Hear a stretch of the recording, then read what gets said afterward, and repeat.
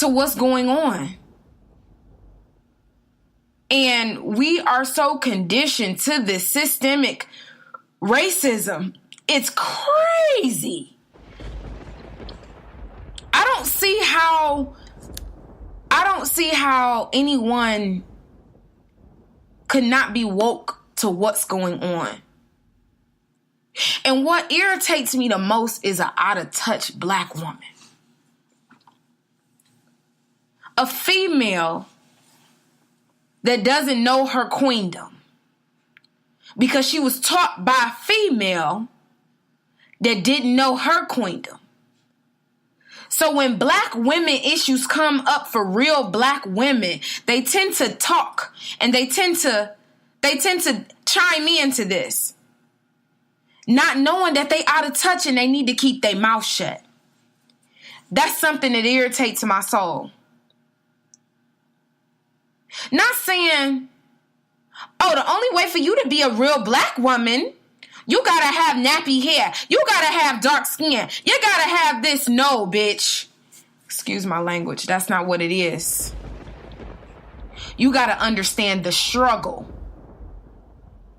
of a real black woman and have empathy for the struggle of the black man. If you don't understand that, you can't be in this conversation. And if you're not willing to listen and be quiet and understand what's going on, then you don't need to be in this conversation. You cannot have an opinion on something when your experience is different about the situation. You can't tell me, oh, well, all women should not. I'm only talking to the black women. There was a time back before I was posting about Agenda 21, and I was letting my black community know, the people that follow me. I don't have that many Facebook. I hate Facebook. I'm sorry. It's nothing against Mark Zuckerberg, but I hate the people on Facebook. The people on Facebook have taken Facebook as if it's a real life situation, like it's real life, and that bothers me a lot. So I really, truly do not like Facebook. I just don't. I don't even have the app on my phone, but the Current does have a page on Facebook. So we do support the Facebook stuff, but I do not like the people that I've interacted with on Facebook. And it's not that I don't like. No, okay. Let me be clear.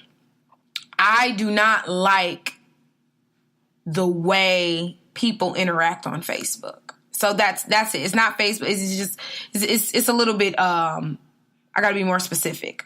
I don't like the way people interact on Facebook. So there we go. Anyway, moving right along. So there was a time that I had posted something about Agenda 21. And I normally post a lot of conspiracy theories and a lot of facts. Most of my conspiracy theories have facts busted right beside it. And when I say facts, they're facts. You can read them yourself. So I always tell people to do your own research, because I'm going to put this shit out there and I'm going to put it out there and I'm going to let you do the research on it. You do the research on it, because I know you're going to argue with me. I know you're going to fuss with me. You're going to fight with me. And I'm not here to debate the facts. No. And I noticed that a lot with our community. They like to debate the facts, which is odd as hell to me. I can debate an opinion, because right now, naturally how I feel about things, people are going to debate this feeling. It's cool, because feelings are temporary. But we could talk about the facts, okay? So, with that being said, Agenda 21 was basically the birth control Planned Parenthood situation, where they were sterilizing blacks on purpose. And they did it and consistently did it and kept doing it. And the birth control that they were issuing black women were making them sterile, so they wouldn't be able to reproduce. You can do the research on this shit yourself. It is what it is, okay? But I posted that, and every black woman on my page that was out of touch with herself and not understanding that I'm not talking to anybody else but you, you need to understand that you need to get off birth control. Unless you're okay with being sterile. But this was then. This is now. Medicine is different. You know, medicine is completely different. Things are different. But Planned Parenthood is still one of the leaders in Black death. And the highest murder rate for a Black male or female is inside of the womb of their mother. Simple as that, because our culture, in our culture, having a baby was always a bad thing. Always considered a bad thing. It never was a good thing. Because now that's another mouth to feed. We're already poor. That's another this to do. We're already lacking. That's another that. We already have this. So I get it. And abortions are expensive. And who has $1,500 to get an abortion? But I'm sure you got $1,500 to get that Gucci belt. So, but, you know, however, it's cheaper to wear a condom. Condoms are a lot cheaper than abortions. However, preventative stuff is. But, you know, every Black woman on that page has something to say negatively about what I was saying. Even Black men. How do you know? What do you know? When I start telling them how amazing you are, Black men, you are so powerful. You are the most powerful ever. So powerful. I started saying it. They started getting offended. Are you scared? What's wrong with you? What is wrong with you? I don't get it. But they got scared and they was fussing at me and telling me to shut up and you don't know what you're talking about and you think you just know. How do you know that? Yeah. You know, however, so that was one thing. But something else that kicked out to me about this racism that we have, this underlying racism that we're so used to and we don't even notice it anymore. And we don't even have we've turned a blind eye to the third eye racism. Okay, so listen. So there's a product on the market. It's called Mane and Tail. Everyone has used this product for years. Billions of years we have used this product. But in my household, my family used it. We used it. But as a grown up adult, I never used it. There was no reason for me. I never thought to use it. But my mother used to say, yeah, go get that mange and tail, girl, and use that and da-da-da-da-da and da-da-da-da. And I'm just like, okay, you know, never paid any attention. I grew up. I'm grown. I grew up. A friend called me. She says, hey, did you know that mane and tail, that's the correct pronunciation. Mane and tail was really for animals? It was really used on horses? But humans use it? I said, no, I never knew that. Why is it in the CVS? I never knew that. Wow. She was like, read the back of the bottle. Oh my God, read it. She was like, a white woman came in to get it for her horses, and she was looking for it, and da-da-da-da, blah, blah, blah, blah, all this other X, Y, and Z, all this stuff. And I was like, wow. That's crazy. So I went to Target, and I wanted to see this, because I'm always, mane and tail is always, you know, I always see it. That's why I just wanted to see it, because I always see it, but I never read the back of the bottle. So what I did was, I read the back of the bottle and I was reading that it is literally for animals, period. It's not for it's not for humans, but humans can use it because horses are mammals. We are all mammals, so it can work on us too. But here's the part that fucked me up. It was only in the black hair care section. For textured hair only. Got our perms, our do-rags, our brushes, our combs, and at the very, very, very, very bottom was mane and tail. I said, oh, isn't this fucking cute, Target? Just blatant racism. Oh, white women don't use this when they're the ones who probably originated the shit. But white women don't use this. Let's put this over here for the niggas. For the textured hair. Horses' hair aren't textured. Straight. It's horsey. Horse hair. Yucky. That's a little textured. Little yucky hair. So, yeah. That's interesting to me. So I posted on Facebook. Do you know how many out of touch black women laughed and cooned and clattered and we knew that. We knew that. So I got so fed up. I actually had time that day and I had said, you know what? This is the thing. It's not about me not knowing that this was on the market. That's not it. The part of it is that it's in the black hair care section. That's the problem. Why is it not over there with the Suave and the Dove and all of that other shit?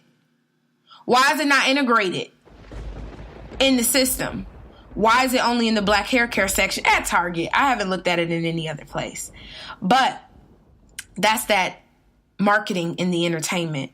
What happens? They market things only to black people because black people will buy it.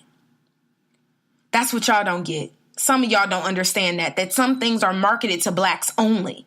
They're not marketed to whites. Even though white people probably consume more of any of this bullshit than we do, it's marketed to us because we have the money. We made Black Panther $1 billion. $1 billion blacks. Not the fact that it was a Marvel movie, but the blacks made it $1 billion. We did that. So you could imagine what Michael Jordan is eating off of. And all the other people that completely do research on how to get the black dollars. Chaldeans, they put their dispensaries and their liquor stores in the black fucking neighborhoods because they know that we will buy. But won't nobody put a fresh food truck or a fresh market or a fresh produce in the hood or a real grocery store in the hood to get that black dollar. But they'll put a liquor store with food and all types of convenience store stuff in there. But my black people are so out of touch. That's why I said we had to dive deep. You can follow me on Instagram at Desire Carter. Or you can follow the current _1.